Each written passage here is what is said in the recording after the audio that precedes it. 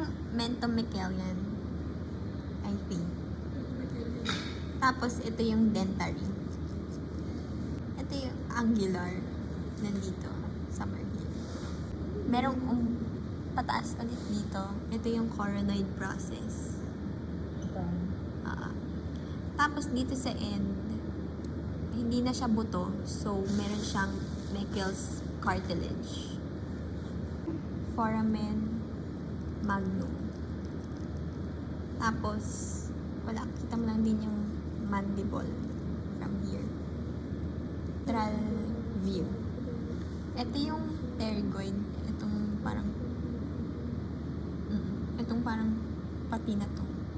Tapos, ito yung maxilla. Yung ngipin. Ito yung parasphenoid. Itong nasa gitna. And then, palatine. Nasa ibabaw. Meron ditong parang medyo ngipin-like. Vomerine teeth. Tapos yung pinagkakabitan ng vomerine teeth, ang vomer. And then, ito yung premaxilla. Before the maxilla. Dorsal view. Ito yung prootic. Then, ito yung quadratojugal. Ito, part na yan. Squamosal. Then, itong buong to, yung orbit. Tapos ito yung frontoparietal, itong gitnang to. And then, yung line sa gitna na yan, especially here. Ito yung sphenoethmoid. Tapos, ito yung nasal, itong buto dito. Sa may ilong. And then, kita ulit yung premaxilla and the maxilla. Vertebral column of the frog. Magkakaroon tayo ng imaginary atlas. Diyan, sa ibabaw dyan. Which is the first vertebral. Tapos, bibilang tayo ng 2, 3, 4, 5, 6, 7, 8. Hanggang 8, yung typical vertebrae. Tapos, ito yung sacral vertebra. And then, itong mga to, transverse process. Ang binibilang talaga natin yung nasa gitna. Ito yung urostyle. Ito yung dorsal view.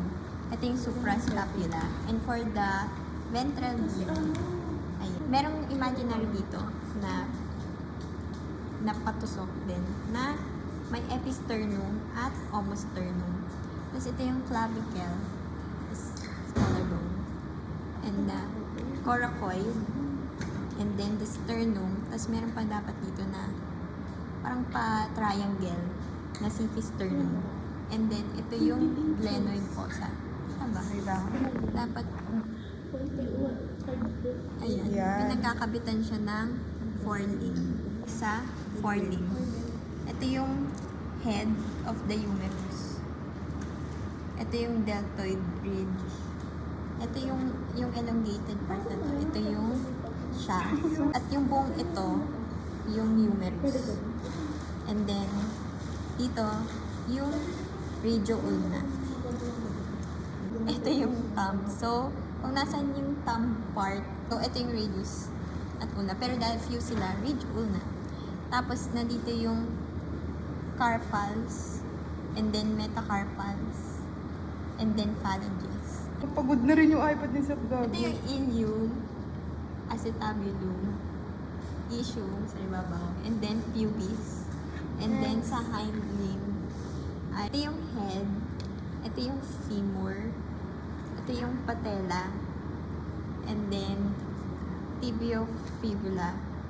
Tapos, ito yung tibiale and fibulary. Kaya ito yung tibiale kasi ito yung pre-hallux, itong maliit na to. And then, ito yung metatarsals and then the phalanges.